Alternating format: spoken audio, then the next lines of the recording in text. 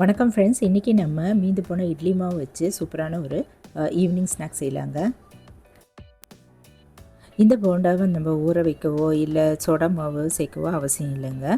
சூப்பரான இந்த போண்டா எப்படி செய்யலான்னு பார்க்கலாம். கோதுமை மாவு வச்சு வீட் போண்டா எப்படி செய்வோம்னு பார்ப்போங்க. இப்போ ஒரு கப் அளவு கோதுமை மாவு எடுத்துப்போம். ஒரு பெரிய வெங்காயம் பொடியாக அரிஞ்சது, கருவேப்பிள்ளை, கொத்தமல்லி, பச்சை மிளகாய் ஒன்று இதெல்லாம் பொடியாக அரிஞ்சு வச்சுக்கலாம். இஞ்சியும் பொடியாக அரிஞ்சு எடுத்து வச்சுப்போங்க. இப்போ இதெல்லாம் ஒரு பவுலில் போட்டுட்டு ஒரு கரண்டி அளவு இட்லி மாவு, இதெல்லாம் மீந்து போன இட்லி மாவுங்க. கொஞ்சம் லைட்டாக புளிப்பாகவும் இருக்கும். இதை நம்ம இந்த மாவோட ஆட் பண்ணிவிட்டு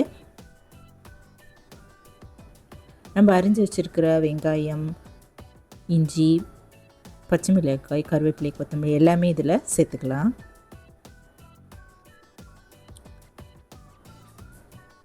சேர்த்துட்டு இந்த போண்டாவுக்கு தேவையான உப்பு ஒரு அரை டீஸ்பூன் சேர்த்துப்போங்க. ஏற்கனவே மாவுலேயும் உப்பு இருக்குது, அதனால் பார்த்து இதில் சேர்த்துட்டு பிசைஞ்சிக்கலாங்க. கொஞ்சம் கொஞ்சமாக தண்ணி ஊற்றிட்டு நம்ம யூஸ்வலாக பண்ணுற உளுந்து மாவு போண்டா பண்ணுவோம்ல, உளுந்து போண்டா அதே மாதிரியே நம்ம பிசைஞ்சிக்கலாம். அந்த பதத்துக்கு கொஞ்சம் தளர பிசைஞ்சிக்கலாங்க. ரொம்ப தளர்ந்து போகாமல் ஓரளவுக்கு எண்ணெயில் கிள்ளி போடுற மாதிரி இந்த போல் பிசைஞ்சிட்டு எடுத்து வச்சிடலாம். அடுப்பில் கடாயில் கொஞ்சம் ஆயில் ஊற்றி சுட வச்சுக்கலாங்க. தண்ணி தொட்டுட்டு ஒரு பெரிய உருண்டையாக எடுத்துகிட்டு சின்ன சின்ன பால்ஸாக கிள்ளி போட்டுருவாங்க. எண்ணெய் நல்லா காஞ்சிருச்சான்னு பார்க்கலாம். நான் இன்றைக்கி கடலை எண்ணெய் தான் யூஸ் பண்ணேங்க. இது நம்ம ரீஃபைண்ட் ஆயில் ஆயிலும் யூஸ் பண்ணிக்கலாம். சின்ன சின்ன பால்ஸாக இது கிள்ளி போட்டுட்டு ஒரு 6-7 இது கூட கிள்ளி போட்டுருவோம்.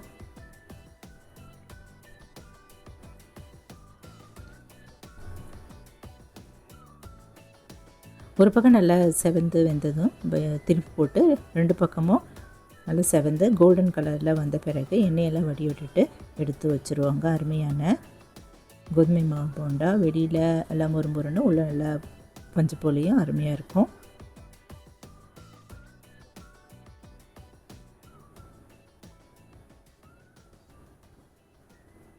இப்போ நல்லா கோல்டன் கலராக வந்துடுச்சுங்க. இதனால் எண்ணெயை வடி விட்டு தட்டில் எடுத்து வச்சுருவோம்.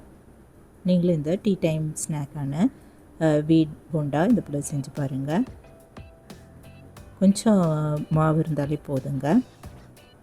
இட்லி மாவு இல்லை தோசை மாவு மீந்து போனால் நம்ம இந்த போல் கோதுமை மாவு சேர்த்துட்டு ஆட் பண்ணிவிட்டு ஈஸியான ஒரு ஸ்நாக் செய்யலாம். ஏற்கனவே மாவு புளிச்சிருந்தால் ரொம்ப நல்லது. அது கோதுமை மாவோட சேர்த்தா ரொம்ப அருமையாக வரும். புளிக்காத மாவு இருந்தால் இன்னும் கொஞ்சம் கூட மாவு சேர்த்துக்கலாங்க. நான் இதில் ஒரு கப் அளவுக்கு 1/4 கப் அளவு மாவு சேர்த்துருந்தேங்க, இட்லி மாவு சேர்த்துருந்தேன். நீங்களும் இந்த டேஸ்டான tea time snack, evening snack வீட் போண்டா இது போல் ட்ரை பண்ணி பார்த்துட்டு எப்படி இருக்குன்னு சொல்லுங்கள். இந்த வீடியோ பிடிச்சதுன்னா இந்த சேனலை சப்ஸ்கிரைப் பண்ணிக்கோங்க, லைக் பண்ணுங்கள், ஷேர் பண்ணுங்கள், கமெண்ட் பண்ணுங்கள். தேங்க்ஸ் ஃபார் வாட்சிங். நன்றி, வணக்கம். நம்ம அடுத்த வீடியோவில் பார்க்கலாம்.